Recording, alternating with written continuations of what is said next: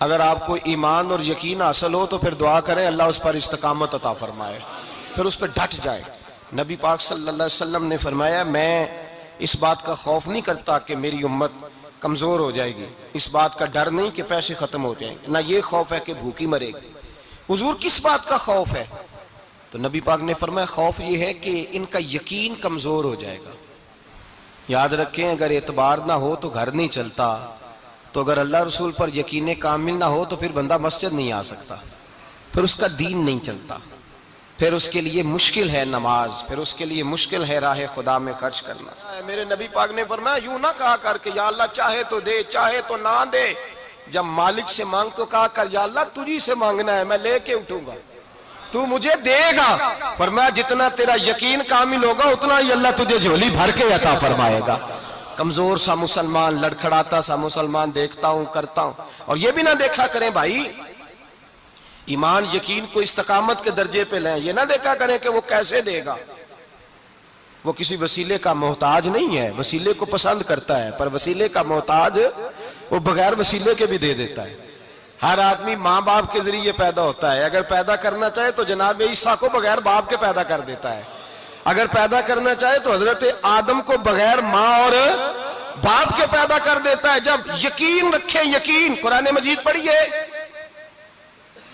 حضرت موسیٰ علیہ السلام فرعون کے دربار میں کھڑے ہیں، چاروں جانب دشمن ہی دشمن ہے، جادوگر آ گئے، انہوں نے سانپ چھوڑے، حضرت موسیٰ کے ہاتھ میں ڈنڈا تھا، حضرت موسیٰ کہتے ہیں یا اللہ کیا کروں؟ تو اللہ تعالیٰ نے فرمایا اپنا عصا پھینک دو۔ کہنا چاہیے تھا نا کہ یا اللہ ایک ہی تو شے ہے، اتنے سانپ ہے، بچانے کے لیے ڈنڈا ہے وہ پھینک دوں؟ ڈنڈا پھینکا جاتا ہے، سانپ کو دیکھ کر کے قابو کیا جاتا ہے۔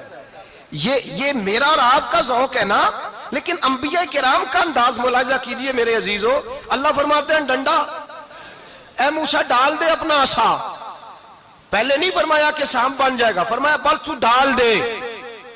میں اور آپ ہوتے ہیں تو سام سامنے ہے، ڈنڈا ہاتھ میں ہے، ہم کہیں گے عجیب بات ہے، یہی تو دفاع کی چیز ہے، اسی کو ڈال دوں تو بچوں گا کیسے؟ کہا ڈال دو، تو حضرت موسیٰ نے ڈال دیا، کہا میرے رب کا حکم ہے تو میرے لیے بہتر ہی ہوگا۔ اللہ فرماتے ہیں جب موسیٰ نے ڈالا تو میں نے اس ڈنڈے کو، اس عصا کو اژدہا بنا دیا۔ اب کبھی عصا بھی اژدہا بنے، کبھی چھڑی بھی بہت بڑا اژدہا بنی ہے، لیکن قرآن کہتا ہے جناب موسیٰ نے ڈالا تو اللہ نے اژدہا، بلکہ اس سے پیچھے چلیے، عورتیں کمزور یقین کی ہوتی ہیں نا، جناب موسیٰ پیدا ہوئے تو اللہ فرماتے ہیں میں نے موسیٰ کی ماں کے دل میں بات ڈالی، ماں کے دل میں، صندوق میں ڈال کے تو اس کو دریا میں بہا دے۔ اور بھائی صندوق میں کہہ سکتے ہیں نا آکسیجن کیسے جائے گی، اور دریا میں بچے بچنے کے لیے ڈالے جاتے ہیں کہ ڈوبنے کے لیے ڈالے جاتے ہیں؟ ماں کے دل میں یقین کمزور نہیں تھا اماں کا۔ انبیاء کے ماں باپ موحد ہوتے ہیں، دین کو ماننے والے، ماں کے دل میں اللہ نے باپ، اللہ قرآن میں کہتے میں نے وحی کی، میں نے القاء کیا، میں نے بات ڈالی۔ حضرت موسیٰ کی ماں کہتی ہے میں نے ڈال کے نا سمندر میں بیٹا، میں نے سمندر میں بیٹا ڈال کے صندوق میں بند کر کے رب کے حوالے کیا۔ آپ فرماتے ہیں میرے مالک کا بھروسہ کیا تو پھر میرے مالک کا کام دیکھو، کمال دیکھو، میں نے دریا میں ڈالا، اللہ نے فرعون کے گھر میں میرے بیٹے کی پرورش کرا دی۔ یہ یقین کہ حضرت موسیٰ کے پاس قوم آئی، قرآن پڑھیے، کہا جناب پانی چاہیے، وَإِذِ اسْتَسْقَىٰ مُوسَىٰ لِقَوْمِهِ، موسیٰ نے اپنی قوم کے لیے پانی مانگا، ہم نے کہا فَانْفَجَرَتْ مِنْهُ اثْنَتَا عَشَرَةَ عَيْنًا، اپنا ڈنڈا پتھر پہ مارو۔ عقل والا آدمی ہوتا تو اڑ جاتا، کہتا یا اللہ پتھروں سے بھی کبھی پانی نکلا ہے؟ اضرب بعصاک الحجر، مارو پتھر پہ ڈنڈا۔ اللہ کے نبی نے منٹ نہیں لگایا، ٹھا کر کے ڈنڈا لگایا، فَانْفَجَرَتْ مِنْهُ اثْنَتَا عَشَرَةَ عَيْنًا۔ اللہ فرماتے ہیں جناب موسیٰ نے ایک عصا مارا، میں نے 12 چشمے جاری کر دیے۔ تو لے تو اللہ کرتا ہے، اللہ کہتا ہے پڑھ نماز روزی دوں گا، کہتا ہے سوچتا ہوں۔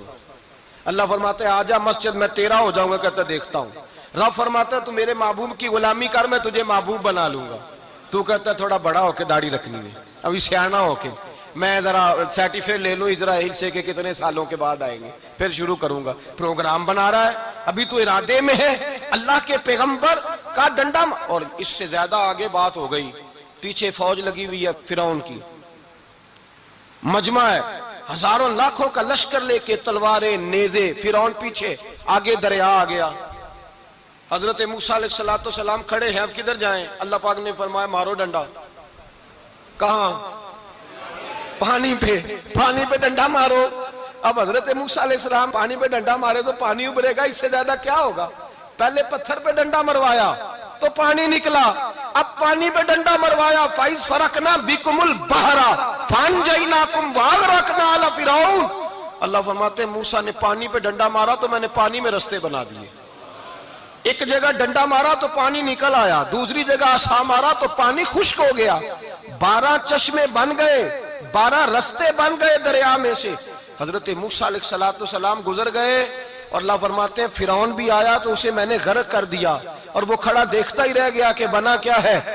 جب یقین کامل نصیب ہوتا ہے، اعتماد کی دولت اللہ دیتا ہے، جب انسان کو یہ انشراح صدر ہو جاتا ہے کہ میری نجات خدا کے حکم میں ہے اور رسول اللہ کے قدموں میں ہے، جب اسے یہ انشراح حاصل ہوتا ہے تو پھر نماز کا لطف آتا ہے۔ غور کیجئے کیا جملہ کہہ دیا میں نے۔ پھر اسے نماز کا پھر اسے نماز بوجھ نہیں، بلکہ نماز نہ پڑھے تو اس پر بوجھ ہوتا ہے۔ پھر قرآن مجید اس کی روح کا ساتھی ہو جاتا ہے، پھر عبادات، تقوی، پرہیزگاری، پھر وہ ایک سنت کے چھوٹنے پر پریشان رہتا ہے جب یقین کی دولت نصیب ہوتی ہے۔ قرآن مجید فرقان حمید نے کہا ایمان لاؤ تو پھر ایمان پہ ڈٹ جاؤ، مسلمان بنو تو پھر اسلام پر۔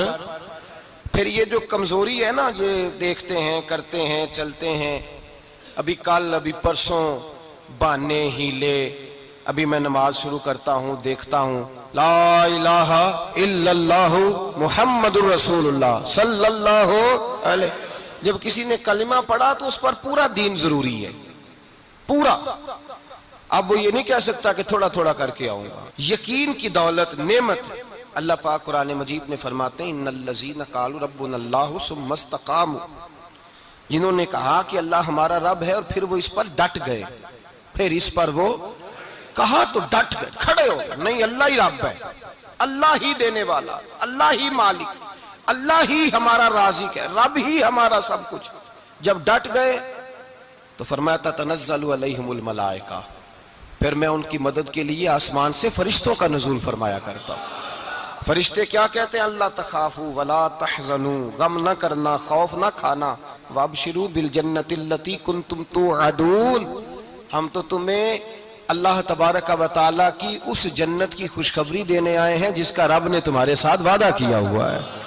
پھر فرشتوں کا نزول ہوتا ہے، لیکن شرط کیا ہے کہ ایمان لائے، اور پھر ایمان پر پھر یہ نہ سوچے کہ وہ کس طرح دے گا، وہ کیسے عطا کرے گا، وہ میری مدد کس طرح کرے گا، نظام کیسے چلے، ڈٹ جائے کہے میرے اللہ کا حکم ہے تو میں نے حلال ہی کھانا ہے، میرے رب کا حکم ہے تو میں نے تھوڑے پہ ہی گزارا کرنا ہے، میرے مالک کا حکم ہے تو میں نے اپنی جیب دیکھنی یا دوسرے کی نہیں دیکھنی، میرے رب کا حکم ہے تو میں نے اس کی اطاعت میں رہنا۔ جب ڈٹ جائے گا اللہ کے احکامات پر، جب ڈٹ جائے گا تو اللہ فرماتا ہے پھر میں تیری مدد کے لیے فرشتوں کا نزول کروں گا۔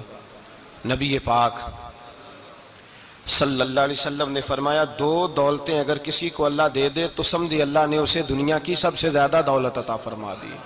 یا رسول اللہ وہ کون کون سی چیزیں ہیں؟ فرمایا ایک جس شخص کو اللہ نے معاف کرنے کی دولت عطا کر دی، جو معاف کرنے لگ گیا، جس کی طبیعت میں درگزر آ گیا، جو معاف کرنے لگا، غلطیاں معاف کرنے لگا، جس کو ایک دولت یہ مل گئی۔ اور دوسرا میرے مصطفیٰ نے فرمایا جسے اللہ نے یقین کی دولت عطا فرما دی، جس کو یہ 2 دولتیں مل جائیں، ایک درگزر کرنا، دوسرا رب رسول پہ یقین کامل رکھنا، اسے کائنات کی ہر شے مل گئی۔ میرے نبی پاک نے فرمایا جب بھی دعا مانگو خدا سے یہ 2 نعمتیں مانگا کرو، عرض کیا کرو اے اللہ درگزر کی دولت